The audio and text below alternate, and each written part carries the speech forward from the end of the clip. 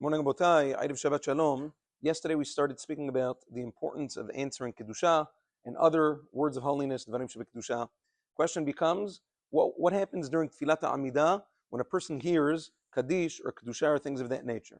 Now, obviously, during the Amida proper, during Tfilat Amida, although sometimes for Kaddish and Kedusha you can pause to listen, but you can never answer.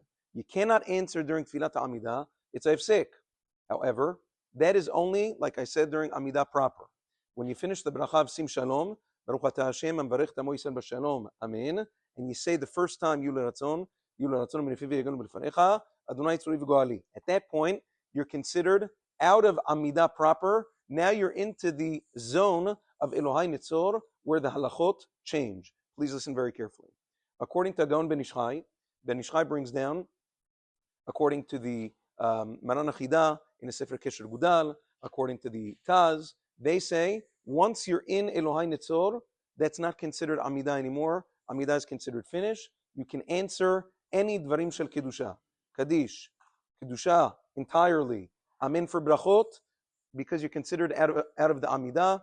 Agon Cham Ben Tzion Abba Shaul rules likewise in a Sefer Or LeTzion.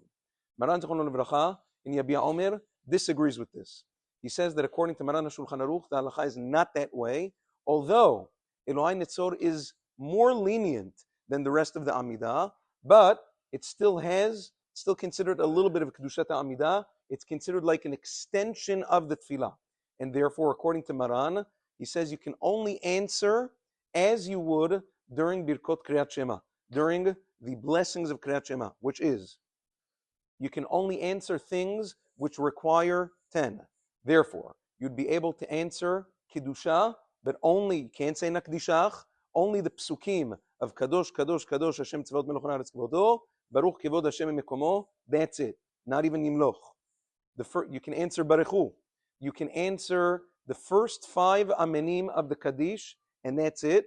Yeshem Rabbah, not until Damiran Be'alma, but only until Yitbarach, like we mentioned yesterday. Which means it's less stringent than the rest of the Amida because there are things that you are allowed to answer, but it's not all-encompassing. If you hear bracha in the middle of the tefillah, somebody making bracha on food, or Baruch Atah Hashem Melech Meulal Batishbachot, you can't answer that. That's a random amen. You wouldn't be able to answer it there. So that is the difference. That's what a person would have to do during Elohai Nitzor.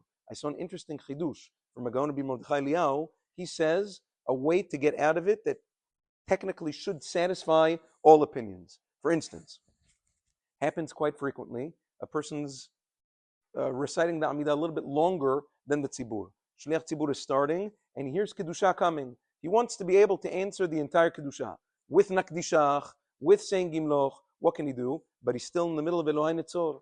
La'alacha, Rabbi Mordechai Eliyahu says what you can do is, if you're standing in the Amida, just be okeret raglav. Move your feet, just one foot.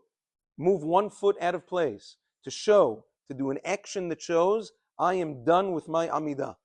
Once you take that one step back, or let's say there's somebody behind you, you can't take your steps back yet because you can't go into his 4 amot.